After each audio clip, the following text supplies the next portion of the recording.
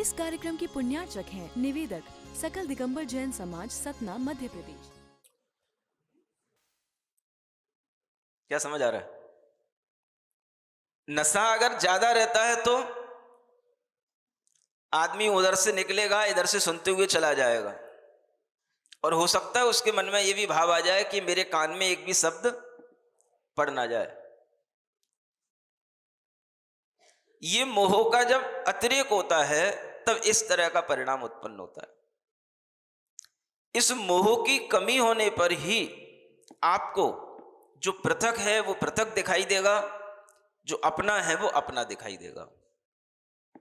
अब अभी तो यहां पर इतने पृथक चीजों की बात कही, अगर मोह कम होगा तो आपको अपना शरीर भी अपने से पृथक महसूस होगा। ये और मोह की कमी होने पर ही संभव है। दूसरे का शरीर तो दूसरे से पृथक महसूस होता है जब किसी का मरण अपने सामने हम देखते हैं तब, लेकिन अपना शरीर अपने से पृथक लगता नहीं महाराज। ये भी मोह के कारण से नहीं लगता। तो अपना शरीर भी अपने से पृथक है, और जब उस शरीर में भी इस तरह से भावना करोगे, मैं शरीर नहीं हूं, मैं शरीर नहीं हूं, शरीर तो मिटता है, मरता है, जीता है, मैं इस शरीर से भी पृथक हूं, तब आपके अंदर उस तत्व चिंतन का जो सुख पैदा होगा वो और अलबेला होगा, वो और अलग क्वालिटी का होगा। तो जितना जितना हम अपनी निकटता में आकर के अपने साथ भी जुड़ी हुई चीजों को अपने से पृथक देखने की कोशिश करेंगे, उतना ही हम अन्यत्व भावना का गहरा गहरा चिंतन अपने अंदर करते जाएंगे। फिर एक स्थिति बनती है जब आदमी से कहा जाता है, ये जो तुम्हारे विचार चल रहे हैं, ये जो तुम्हारे मन में भाव आ रहे हैं, ये भी तुम्हारे नहीं है, इन्हें भी अपने से पृथक देखो। ये कब कहना पड़ता है? जब आदमी अपने ही विचारों से परेशान होने लग जाता है, उसके दिमाग में गलत गलत विचार आते ही रहते हैं और वह उन पर नियंत्रण नहीं कर पाता, तब ये पृथक्त्व भावना, ये अन्यत्व भावना और भीतर से काम आती है। तब इन विचारों को भी अपने से अलग देखो, ये विचार भी तुम्हारे नहीं है, और अधिक आपको उस समय पर सुख की, शांति की अनुभूति होगी। तो जितना जितना हम इस तरह की अन्यत्व भावना भाएंगे, हमारे अंदर अपने आप सुख आएगा।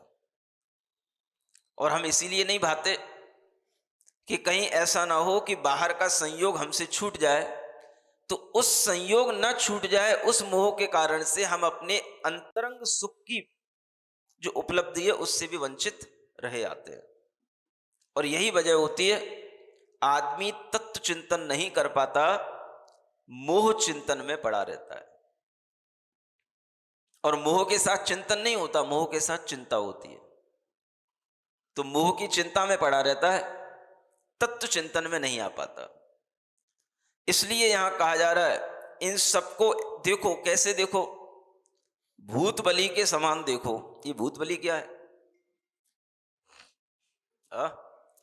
कोई आचार्य का नाम तो है नहीं है।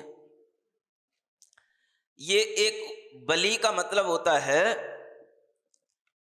जैसे जो पूजा आदि की जो सामग्री होती है ना, उसे आप जब छतों पर फेंक देते हो, जो भगवान के लिए चढ़ाई गई, वह जो पूजा आदि की सामग्री है उसका नाम बलि कहलाता है। शब्द साहित्य में इसको क्या बोलते हैं? बलि। पूजा की द्रव्य को भी बलि द्रव्य कहा जाता है ना। ये प्राचीन शब्द है बलि। अब ये शब्द दूसरे अर्थ में बिगड़ गया। बलि माने किसी के लिए कुछ मार करके चढ़ा देना, उसका नाम बलि है। लेकिन बलि माने क्या होता था? कोई भी द्रव्य जो हम अर्पित कर रहे हैं वो बलि है। अब ऐसी द्रव्य जो आपने अर्पित की और उस द्रव्य को फिर आपने कहीं छत पर बिखेर दिया, प्रक्षिप्त कर दिया, तो क्या होता है? तरह तरह से कौए कबूतर आते हैं और उसको ले जाते हैं, उठा ले जाते हैं, वो सब तितर बितर हो जाती है। तो उसी तरह से यहां बताया जा रहा है कि इसी बलि द्रव्य की तरह यह आपका कुटुंब फैला हुआ है इधर उधर। कुटुंब कहां तक फैला है? महाराज यूएस में भी कोई रहता है हमारा रिश्तेदार, सिंगापुर में भी रहते हैं, पूरी दुनिया में हमारा कुटुंब फैला हुआ है। समझ आ रहा है? अब ये जो कुटुंब फैला हुआ है, तो ये फैले हुए कुटुंब को भी कौन हर ले जाएगा? तो यहां कहा जा रहा है ये जो काल है, कृदंत है, कृतांत है, ये जो यम है, ये सब आपके इधर उधर फैले हुए कुटुंब को भी खा जाएगा।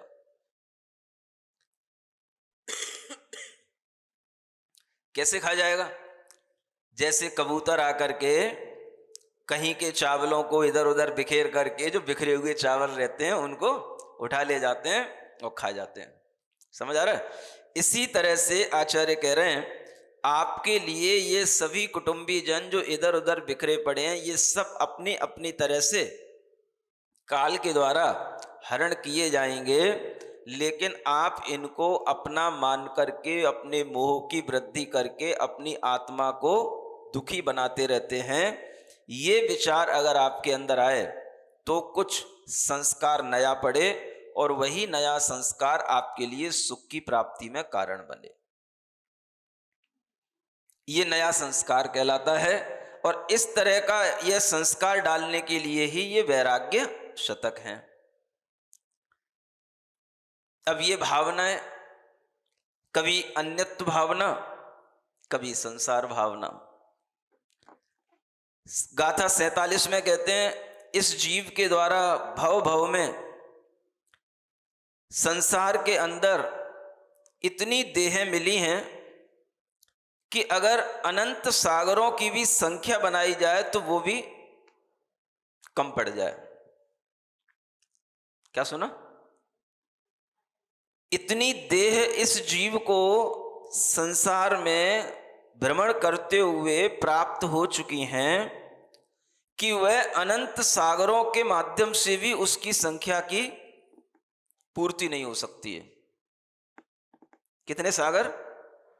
माने अनंत भी उसके सामने सागर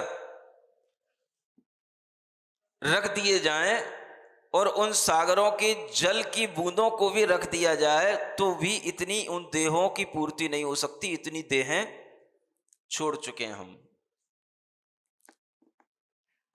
अब ये आ गई अन्यत्व भावना, देह संबंधी। संसार भी दिख रहा है और देह से अन्यत्व भावना लाने के लिए क्या करें? तो ये विचार करें इस संसार में कितने जीव कितने शरीरों को धारण करके कितनी तरह से मरण को प्राप्त होते रहते हैं। हम रोजमर्रा की जिंदगी में देखते रहते हैं कितने मक्खी, मच्छर, चींटे, चींटियां, छोटे मोटे कीड़े मकोड़े कितनी कुचलते रहते हैं हम। और कितनी बार वह सड़कों पर, घरों में, व्यापार के स्थानों पर वह कुचले जाते हैं, मरते रहते हैं। उनके जन्म का कोई भी अंत नहीं है। तो ये ना समझा जाए कि ये जीव अलग हैं और हम अलग हैं। आज हम अगर मनुष्य बन गए हैं तो पहले हम भी ऐसे ही थे। इसी तरह से हमारे शरीर थे पहले और इसी तरह से इन शरीरों को धारण करके हम मिटते रहे। क्षता विभिन्ना मिलता निपीड़ता, पढ़ा था ना? कहां पढ़ा था? सामायिक पाठ। 10 लक्षण की बात है महाराज, वो तो भूल गए। उन जीवों को हमने क्या किया? क्षत विक्षत कर दिया, भिन्न भिन्न कर दिया, उन्हें घसीट दिया, किसी में मिला दिया, पीड़ित कर दिया। और ये सब कृत्य जैसे उन जीवों के साथ होते हैं, ऐसे हमारी आत्मा के साथ भी ये सब कृत्य अनंतों बार हो चुके हैं। कैसा लग रहा है? विश्वास नहीं होता? अगर विश्वास नहीं होता तो ये भी सोच सकते हो क्या हम जैसे आज राजा बने बैठे ऐसे हमेशा राजा ही बनते आए हैं अनादिकाल से? नहीं समझ आया? हमेशा कोई व्यक्ति राजा बनकर के रह ही नहीं सकता। हमेशा कोई व्यक्ति एक वैभव के साथ में एक पुण्य की पर्याय में हमेशा ही बना रहे, ऐसा संभव ही नहीं है। क्योंकि उस पुण्य की पर्याय में, उस वैभव के साथ में पाप अवश्य होगा। शक्ति मिली, शोहरत मिली तो आदमी क्या करता है? तत्व का चिंतन करता है कि शक्ति मुझसे अलग है, शोहरत मुझसे अलग है। क्या करता है? वही करता है जो आज दुनिया में दिखाई दे रहा है। मोह का संस्कार पड़ा है तो वह अपने उस बल का प्रयोग करेगा। एक देश का राजा होगा तो दूसरे देश तक को दबाएगा, नहीं चाहेगा तो भी जबरदस्ती युद्ध करेगा। आ मुझसे लड़, जीत के दिखा। नहीं जीत पाएगा तो फिर मेरी गुलामी स्वीकार कर ले, और नहीं तो फिर मुझसे लड़के दिखा। तो मुझे जीतना ही है तो वो जीत ही लेगा। तो आदमी के अंदर जब बल आ जाता है, ऐश्वर्य का मद आ जाता है, तो वो इसी तरह की प्रवृत्तियां करता है, और ये मोह के कारण से ये सब करता चला जाता है। तो जब आपको ये सब मिलेगा तो फिर क्या होगा? आपने दूसरों के साथ अत्याचार किया, दुराचार किया, तो क्या होगा? अब उसके परिणाम से कहां जाएगा वो जीव? तो इसी तरह की कुयोनियों में जाएगा जहां उसके अस्तित्व का भी अब कोई ठिकाना नहीं होगा। इसलिए कहा जा रहा है कि अपने शरीर को भी अपने से पृथक देखो, क्योंकि ये शरीर भी बहुत सारे अनंत संख्या में मिल चुके हैं, और अनंत सागरों के जल से भी इसकी गिनती नहीं की जा सकती। इतने शरीर इस आत्मा ने प्राप्त कर लिए और त्याग दिए, लेकिन एक जन्म का यह शरीर ऐसा लगता है कि ये मुझे ऐसा कभी मिला नहीं है। लेकिन आचार्य कहते हैं ऐसा कोई परमाणु, ऐसे कोई शरीर के पुद्गल द्रव्य बचे नहीं है जिन्हें आपने पहले ग्रहण ना किया हो। अब सोचो आप, क्या हमारे लिए नया है? इसलिए अपने मन के अंदर जब ये अन्यत्व भावना आती है, तभी ये अन्यत्व भावना के माध्यम से हम सोच सकते हैं कि हम भीतर से अगर तत्व का चिंतन करेंगे तो मोह की कमी होगी, और मोह की कमी होने पर ही हमें थोड़ा सा मानसिक आत्मिक सुख की प्राप्ति होगी। अगर सुख भीतर का चाहते हो तो ये भावना आपको करनी पड़ेगी, क्योंकि धर्म आपको दुख नहीं देगा। ये विश्वास तो इतना कर ही लेना चाहिए ना। ये उपदेश, ये ज्ञान आपको दुख देने के लिए है कि सुख देने के लिए? मानो अभी सुख नहीं भी लग रहा है तो ये विश्वास तो करना ही पड़ेगा कि ये ज्ञान हमारे लिए दुखकारी तो नहीं हो सकता है। अगर आज भी हमारे मन में दुख आ रहा है तो इसका मतलब है ये हमारी बुद्धि का भ्रम हो सकता है, मोह हो सकता है। लेकिन अगर हमें वास्तव में सुख की प्राप्ति होगी तो इसी ज्ञान से ही होगी, इसी तरह की भावना करने से ही होगी। इसलिए आचार्य कहते हैं जो तत्व की भावना है उसको भाओ, मोह की चिंता में मत पड़ो। तो जब भी आपको दुख होता है किससे? मेरा बेटा ये नहीं कर रहा, बेटी ये नहीं कर रही, उसके साथ ऐसा हो गया, उसके साथ वैसा हो गया, ये चिंताएं आपको किससे उत्पन्न हो रही हैं? तत्व से, मोह से। कभी आप इस तरह की चिंता करते हुए विचार कर पाते हो कि हम ये क्यों मोह की चिंता में पड़े हैं? नहीं समझ में आया? चिंता तो हो गई, बच्चा खेल रहा था, एक्सीडेंट हो गया, फ्रैक्चर हो गया, चिंता हो गई। लेकिन उस चिंता के बावजूद भी आपने सोचा कि ये चिंता हमारी मोह के कारण से है कि तत्व के कारण से है? तत्व से होती तो क्या सोचते कैसे कर्मों के साथ में यहां जन्म लिया है, आए दिन हाथ पैर तोड़ता रहता है। नहीं समझ आया?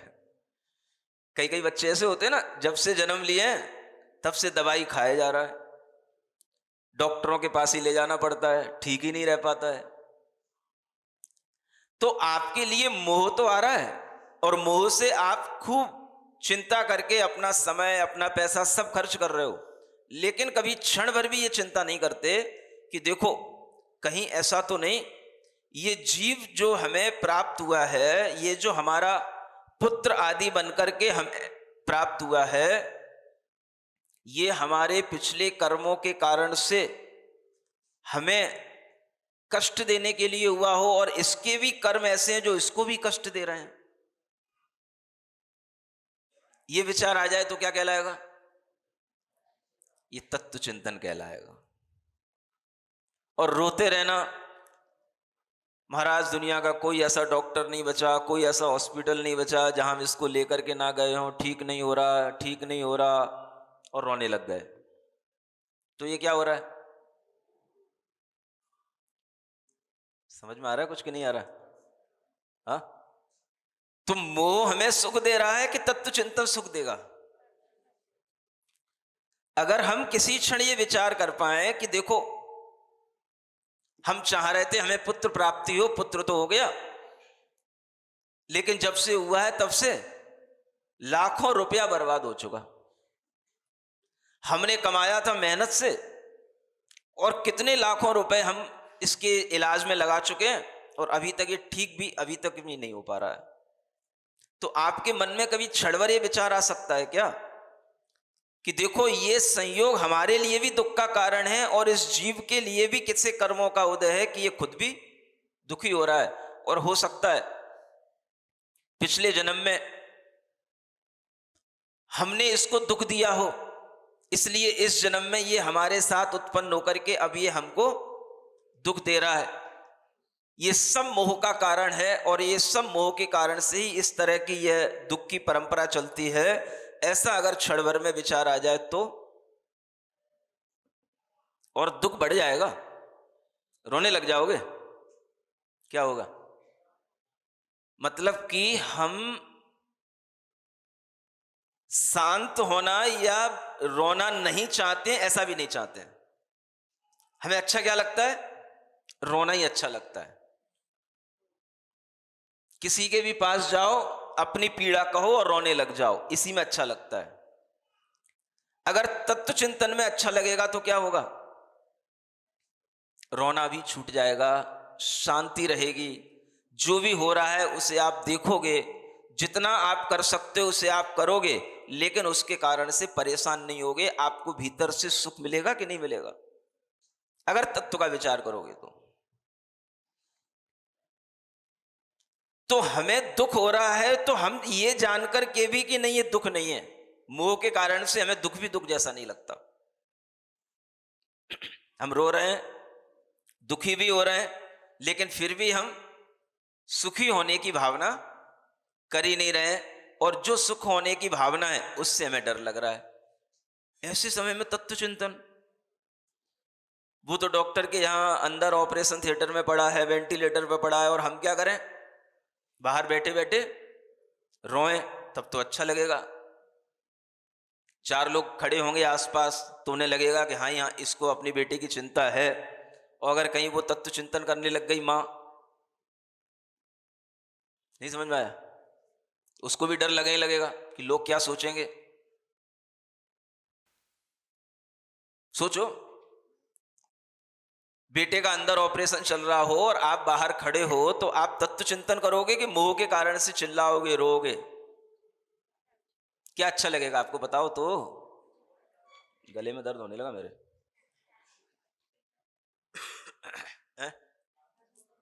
मानसिकता बताओ अपनी, अच्छा क्या लगेगा? लगेगा तो वही अच्छा महाराज। अब वहां खड़े होकर के हम बिल्कुल शांत हो जाएं, तत्व चिंतन करने लग जाएं, तो ये तो कोई व्यवहारिकता नहीं होगी। वहां बैठ करके तो मुझे, हाँ, जब तक मुझे दो चार लोग पुचकारे नहीं, सहलाए नहीं, है ना, मेरे ऊपर हाथ ना फेरे, मुझे समझाए नहीं, तब तक अच्छा नहीं लगेगा महाराज। और तत्व चिंतन कर लिया तो फिर इसकी जरूरत ही नहीं पड़ेगी, और इसकी जरूरत नहीं पड़ी तो फिर मुझे मजा ही नहीं आएगा। तो मजा किस में आ रहा है? बोलो तो, रोने में। आगे बात समझ में? दुख किस में अच्छा, किस में लग रहा है? सुख में कि दुख में? मतलब सुख को हम चाहते ही नहीं है, ये देखा जाए तो। अच्छा हमें किस में लग रहा है? दुख में ही अच्छा लग रहा है। मजा हमें रोने में ही आ रहा है। अपनापन हमें मोह के साथ ही लगता है। तत्व चिंतन करते हुए हमें कभी ऐसा लगता ही नहीं कि ये तत्व भी हमारा है, धर्म भी हमारा है। इसलिए आचार्य कह रहे हैं, ये अन्यत्व भावना का अभ्यास करते रहोगे तो ऐसी घटनाएं जब सामने आएंगी तो उस समय पर रो पड़ना, गिर पड़ना, मूर्छित हो जाना, इन जो बीमारियों से आपके लिए कोई भी तरीके का भीतर से एकदम से जो आपके ऊपर आपत्ति आएगी, उससे आप अपने आप को बचा पाओगे। समझ आ रहा है? तो अपने आप को भी बचाना चाहते हो कि नहीं? नहीं महाराज, वो चले गए तो उनके साथ हम भी चले जाएं। चले जाओ तुम भी, उन्हीं के साथ तुम भी कूद पड़ो अग्नि में। तो आदमी मोह के कारण तो मरना तो चाहता है, जलना भी चाहता है, लेकिन मोह को छोड़कर के सुखी नहीं रहना चाहता। देखो कितनी बड़ी विडंबना है। मोह को छोड़कर के अपने अंदर तत्व का चिंतन नहीं करना चाहता, सुख की प्राप्ति का उपाय नहीं करना चाहता, दुख की प्राप्ति के लिए तैयार है। उससे कह दो जल जाओ तो जल जाएगा। सती प्रथा चलती रही पहले, एक जौहर प्रथा चलती रही पहले। कितनी औरतें, राजा होते थे, 100-100 200 से होती थी तो भी वो सब जल जाती थी। ये धीरे धीरे रोका गया, ये धीरे धीरे बंद हुआ, लेकिन जो मोह के संस्कार हैं वो तो कभी रुके नहीं। और वो रुकेंगे तो कब रुकेंगे? जब आप इस तरह से इत्मीनान से बैठ कर के सोचोगे, सुनोगे, पढ़ोगे, अपने भीतर कोई भावना करोगे, तब कोई संस्कार रुकेगा। कौन सा संस्कार? मोह का संस्कार रुक पाना, और ये नए अनुप्रेक्षाओं का, तत्व चिंतन का संस्कार आ जाना, यही अपने लिए एक नई शुरुआत होती है, और यही आत्मा के लिए हितकारी चीजें होती हैं।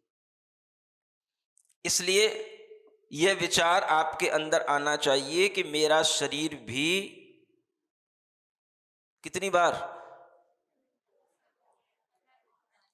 छूट चुका है, मिल चुका है, और मैं अपने शरीर को कितनी बार बदल चुका हूं, वैसे ही जैसे मैं रोजाना कपड़े बदलता हूं। समझ आ रहा है? कपड़े तो फिर भी रखे रहते हैं।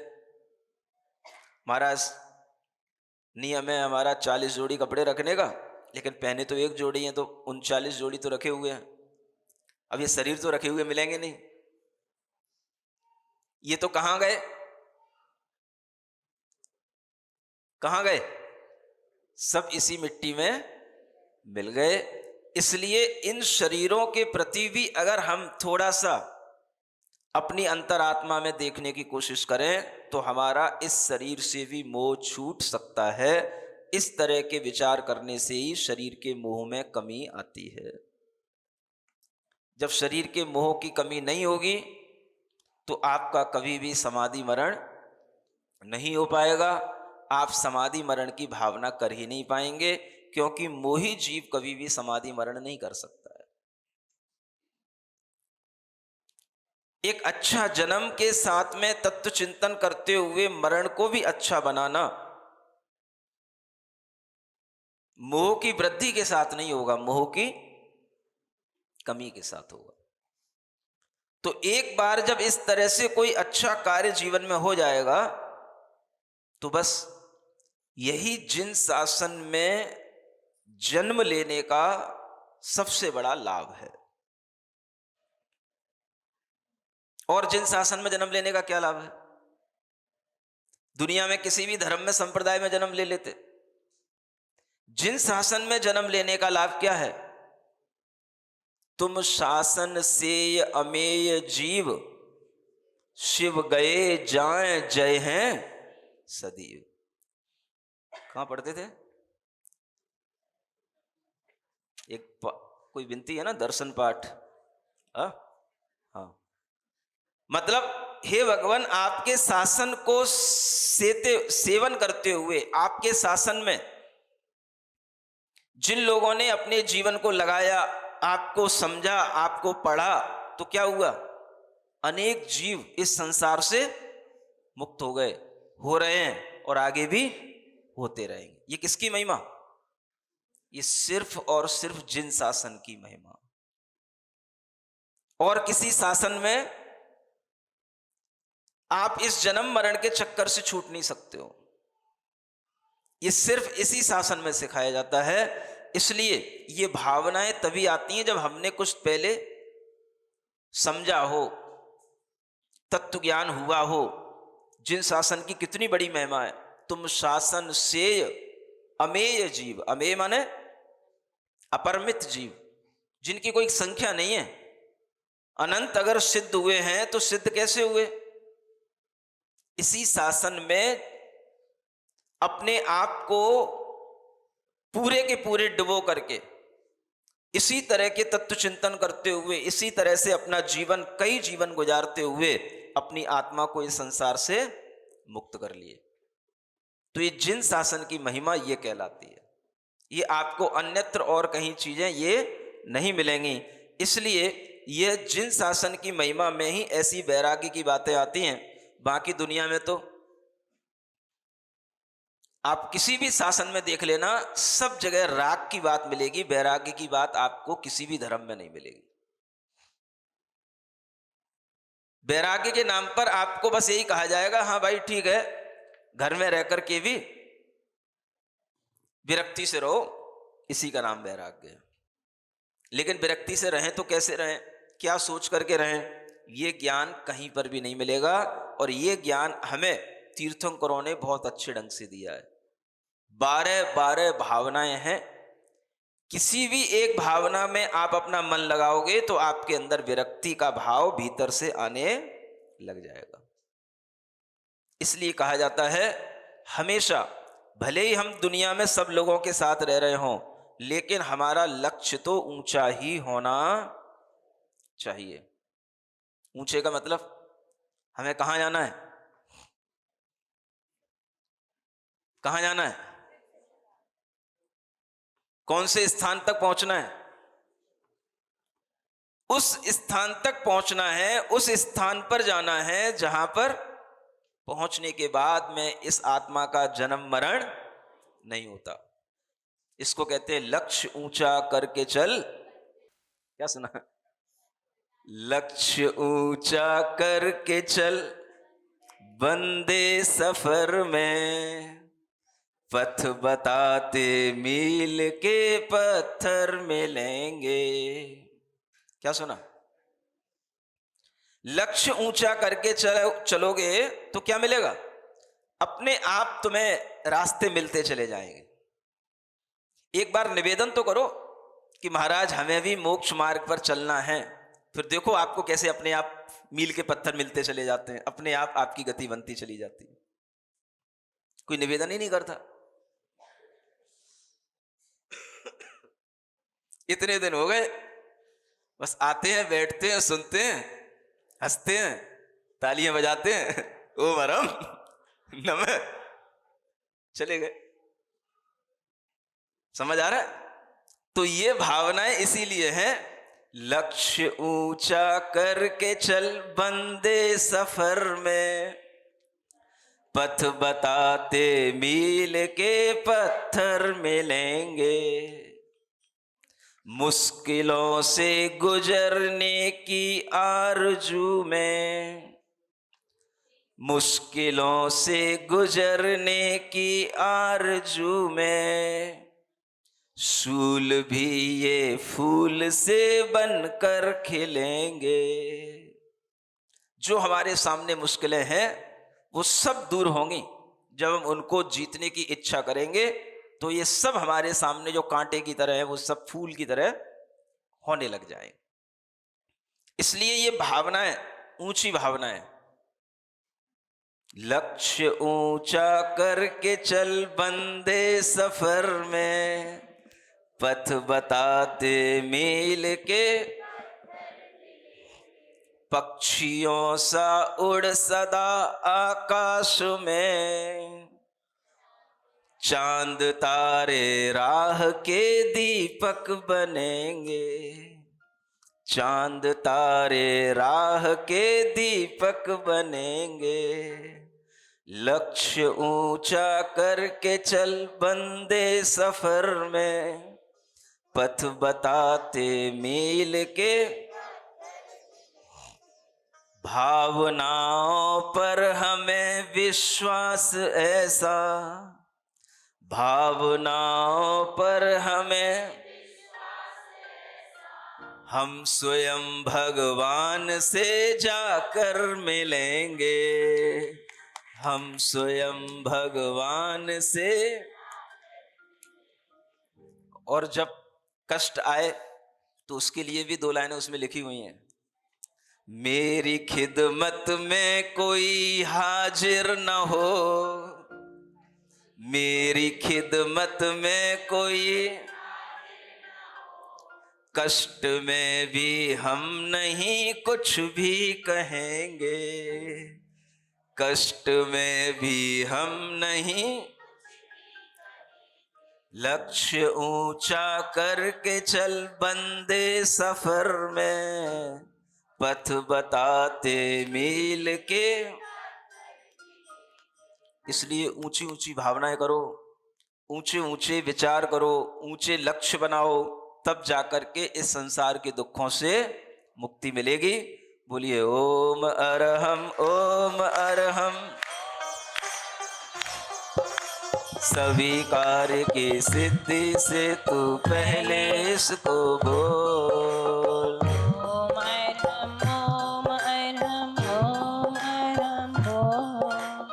सभी कार्य की सिद्धि से तू पहले इसको बोल। जिसने भी यह मंत्र पढ़ा, जिसने भी यह मंत्र पढ़ा, दुख सारा ही दूर किया, दुख सारा ही दूर किया। जिसने भी इसको ध्याया, जिसने भी इसको ध्याया, सुख का पारावार लिया, सुख का पारा पार लिया। इसकी महिमा इसकी शक्ति नहीं सका कोई तोल। ओम अरहम, ओम अरहम, ओम।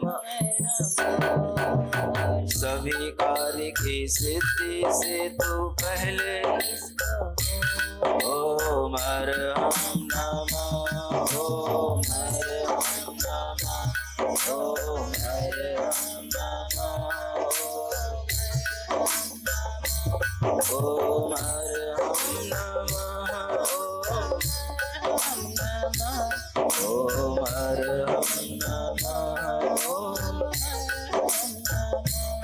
ओम अरहम।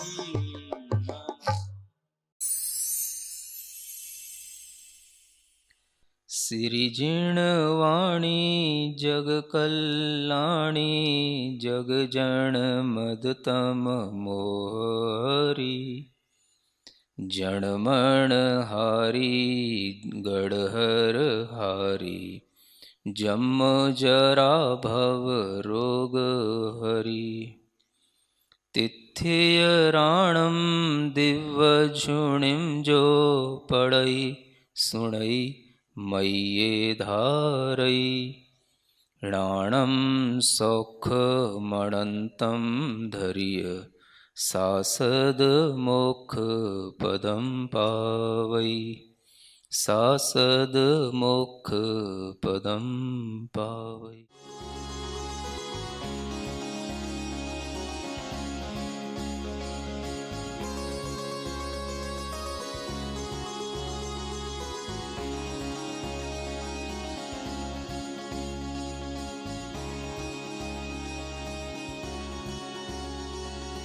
इस कार्यक्रम के पुण्यार्चक थे। निवेदक सकल दिगंबर जैन समाज, सतना, मध्य प्रदेश।